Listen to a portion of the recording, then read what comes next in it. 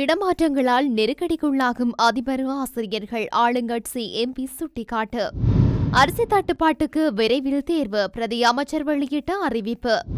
அடையாள அட்டை தொலைந்தவர்கள் மற்றும் புதிதாக பெற காத்திருப்பவர்களுக்கு முக்கிய தகவல். அருகம்பேவில் தாக்குதல் நடத்தும் திட்டம் சிறைச்சாலையிலேயே தீட்டப்பட்டுள்ளது. இலங்கையில் $10 பில்லியன் முதலீடு செய்ய விரும்பும் சீன நிறுவனங்கள். நாட்டில் இறக்குமதி செய்யப்படும் இனிப்பு பண்டங்கள் விடுக்கப்பட்டுள்ள எச்சரிக்கை. சர்வதேச சந்தையில் மசகு எண்ணெயின் விலை வீழ்ச்சி.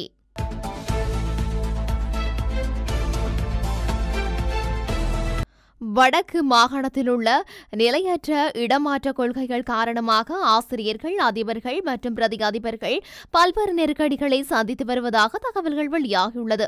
இந்த விடயத்தினை யாழ்ப்பாண மாவட்ட தேசிய மக்கள் சக்தியின் நாடாளுமன்ற உறுப்பினர் ராஜீவன் ஜெயசந்திரமூர்த்தி தெரிவித்துள்ளார். இதுகுறித்து அவர் மேலும் தெரிவிக்கையில், தொடர்ந்து பல ஆண்டுகளாக இடமாற்றங்கள் வழங்கப்படாமல் இருந்தும் சிலர் இடமாற்றங்களுக்காக நீண்ட காலமாக காத்திருப்பதன் மூலம் குடும்ப வாழ்க்கை மற்றும் சேவை துறைகளில் பாதிக்கப்படுகின்றனர். இடமாற்றங்கள் தகுதி மற்றும் விண்ணப்பதாரர்களின் தேவைகளுக்கு ஏற்ப சரியான முறையில் வழங்கப்பட வேண்டும். குறிப்பாக அரசியல் தலையீடு மற்றும் பாரபட்சமின்றி இடமாற்றங்களை நடைமுறைப்படுத்துவது அவசியம். மேலும் பல பாடசாலைகளில் அதிபர்கள் இல்லாமை காரணமாக கல்வி தரத்திலும் நிர்வாக சீர்குலைவு காணப்படுகின்றது என அவர் மேலும் தெரிவித்துள்ளார்.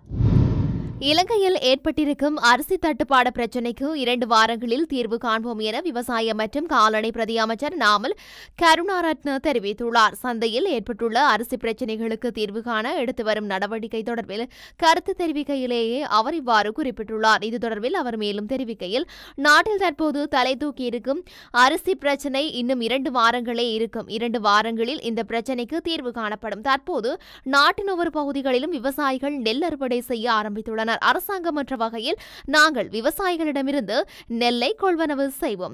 சிறிய நடுத்தர ஆலை உரிமையாளர்களும் விவசாயிகளிடமிருந்து நெல்லை கொள்வனவு செய்ய தேவையான ஏற்பாடுகளை செய்திருக்கின்றன. அதனால் அரிசி பிரச்சனையில் இருந்து நாங்கள் வெளியில் வருவோம். இந்த நாட்டில் அரிசி மாபியாக்கள் நவம்பர், டிசம்பர் மற்றும் ஜனவரி ஆகிய 3 மாதங்களிலேயே செயல்படுவார்கள். இந்த காலப்பகுதியிலேயே நாட்டுக்கு அரிசி இறக்குமதி செய்யப்படுவதுடன் நாட்டில் அரிசி விலை அதிகரிக்கப்படுகின்றது. அதேபோன்று இந்த காலப்பகுதியிலேயே நாட்டில் அரிசி காணாமல் போகின்றது. அதனால் எதிர்காலத்தில் இந்த காலப்பகுதியில் இவ்வாறான பிரச்சினை இடம்பெறுவதற்கு இடமளிக்கப் போவதில்லை. அதனால் அரசாங்கம் என்ற வகையில் விவசாயிகளிடமிருந்து கொள்வனவு செய்யும் ஒரு கதிர் நெல்லை கூட விற்பனை செய்ய போவதில்லை. அந்த நெல்லை மீண்டும் அரிசியாக்கி பொதுமக்களுக்கு குறைந்த விலையில் விற்பனை செய்வோம். தற்போது நாட்டில் ஏற்பட்டிருக்கும் அரிசி பிரச்சினை நாங்கள் ஏற்படுத்தியது அல்ல. நாங்கள் அதிகாரத்துக்கு வருவதற்கு முன்னர் இருந்தது என்றாலும் அரசாங்கம் என்ற வகையில் அதனை நாங்கள் ஏற்றுக்கொள்கின்றோம். எனினும் இந்த பிரச்சினை இந்த வருட இறுதியில் மீண்டும் சந்திக்க ஏற்பட்டால் மாத்திரம் எங்களது அரிசி பிரச்சனையாக மாறும்.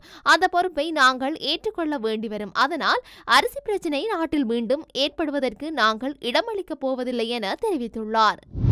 தேசிய அடையாள அட்டை விண்ணப்பத்துடன் தேவையான ஆவணங்களை சமர்ப்பிக்க தவறியதால் அதனை பெற முடியாத நிலையில் உள்ளவர்கள் உரிய ஆவணங்களை சமர்ப்பிக்குமாறு கேட்டுக் கொள்ளப்பட்டுள்ளது. அதற்கமைய புதிய அடையாள அட்டை பெறப்பட்டால் வயதை நிரூபிக்க பிறப்புச் சான்றிதழ் அவசியம் என ஆட்பதிவு திணைக்களத்தின் ஆணையாளர் நாயகம் MSP சூரியபெருமா தெரிவித்துள்ளார். தொலைந்து போன அடையாள அட்டையை மீண்டும் பெற காத்திருப்பவர்கள் பெயர் மற்றும் தங்கள் முகவரி மாற்றப்பட்டிருந்தால் அதற்கான காரணத்தையும் ஏற்கனவே உள்ள அடையாள அட்டை தொலைந்தமைக்கான சரியான காரணத்தை குறிப்பிட்டு போலீஸ் அறிக்கையுடன் திணைக்களத்திற்கு வர வேண்டும் என அவர் குறிப்பிட்டுள்ளார். இதேவேளை புதிய டிஜிட்டல் அடையாள அட்டையை வழங்குவதற்கான செயல்முறை தற்போது இறுதிக்கட்டத்தில் உள்ளதாக ஆட்பதிவு திணைக்களத்தின் ஆணையாளர் நாயகம் தெரிவித்துள்ளார். இந்த நடவடிக்கைகளை எவ்வாறு மேற்கொள்வது என்பது குறித்து கிராம அலுவலர்களுக்கு அறிவிக்கப்பட்டுள்ளதாகவும் எதிர்காலத்தில் பொதுமக்களுக்கு துண்டு பிரசுரங்கள் விநியோகிக்கப்படும் எனவும் ஆணையாளர் நாயகம் தெரிவித்துள்ளார்.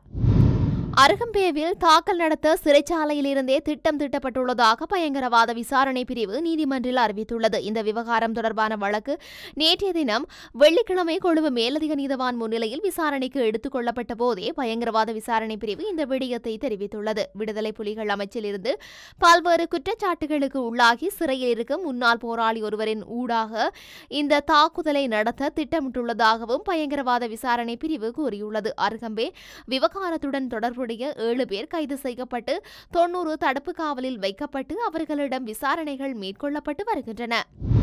இலங்கையில் $10 பில்லியன் முதலீடு செய்ய சீன நிறுவனங்கள் விரும்புவதாக அரச தரப்பு செய்திகள் தெரிவிக்கின்றன. ஜனாதிபதி அனுரகுமார திசாநாயக்கவின் அரசுமுறை பயணத்தில் இதற்கான சாத்தியக்கூறுகள் குறித்து ஆராயப்பட்டுள்ளது. சீன ஜனாதிபதி ஷி ஜின்பிங்கின் அழைப்பின் பேரில் கடந்த 14 முதல் 17ஆம் தேதி வரை ஜனாதிபதி சீனாவுக்கு பயணம் மேற்கொண்டிருந்தார். பொருளாதார மற்றும் வர்த்தக மேம்பாடு, முதலீடு, சுற்றுலா, டிஜிட்டல் மற்றும் பல்வேறு ஒத்துழைப்பு குறித்து இதன்போது ஜனாதிபதி அனுரகுமார திசாநாயக்க கலந்துரையாடல்களை நடத்தியிருந்தார். இந்த பயணத்தின் போது இருதரப்பினரும் 15 புரிந்துணர்வு ஒப்பந்தங்களை கைச்சாத்திட்டனர். அம்பாந்தோட்டையில் $3.7 பில்லியன் மதிப்புள்ள ஏற்றுமதி சார்ந்த பெட்ரோலிய சுத்திகரிப்பு நிலையத்தை உருவாக்கும் புரிந்துணர்வு ஒப்பந்தமும் கைச்சாத்திடப்பட்டது. ஜனாதிபதியின் இந்த பயணத்தில் சீன அரசுக்கு சொந்தமான நிறுவனங்கள் மற்றும் நிறுவனங்களின் உயர்மட்ட பிரதிநிதிகள் கலந்து கொண்ட இலங்கையில் முதலீடு செய்யுங்கள் வட்டமேசை மாநாட்டில் உரையாற்றிய ஜனாதிபதி இலங்கையின் பொருளாதார கொள்கையை வழிநடத்தும் பரந்த தொலைநோக்கை எடுத்துரைத்தார் மற்றும் இலங்கையில் முதலீடு செய்ய வணிக சமூகம் ஆர்வமுள்ள முக்கிய பகுதிகள் குறித்து தெளிவுபடுத்தியிருந்தார். முதலீட்டு மன்றத்தில் கலந்து கொண்டு சீன நிறுவனங்கள் எரிசக்தி, வாகன உற்பத்தி மற்றும் கட்டுமானம் போன்ற பல்வேறு துறைகளில் $10 மில்லியன் வரையிலான முதலீடுகளை இலங்கைக்கு வழங்க தயாராக உள்ளதாக கூறியதாக அரசு தரப்பு செய்திகள் தெரிவிக்கின்றன.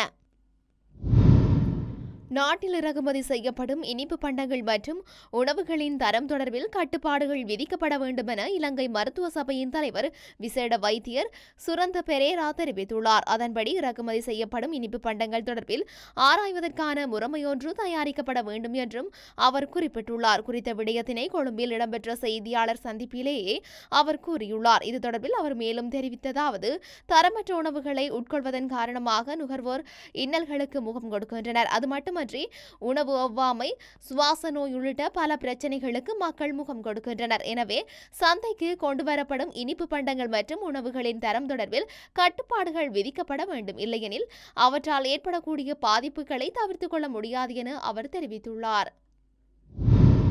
சர்வதேச சந்தையில் மசகு எண்ணெயின் விலை இன்றைய தினம் சற்று வீழ்ச்சியை பதிவு செய்துள்ளது. உலக சந்தையில் மசகு எண்ணெய் பீப்பாயொன்றின் விலை $77.88 வீழ்ச்சியை பதிவு செய்துள்ளதாக தெரிவிக்கப்படுகின்றது. அத்துடன் பிரெண்ட் ரக மசகு எண்ணெய் பீப்பாயொன்றின் விலை $80.79 வீழ்ச்சியடைந்துள்ளது. இதேவேளை உலக சந்தையில் இயற்கை எரிவாயுவின் விலை இன்றைய தினம் $3.94 வீழ்ச்சியை பதிவு செய்துள்ளது.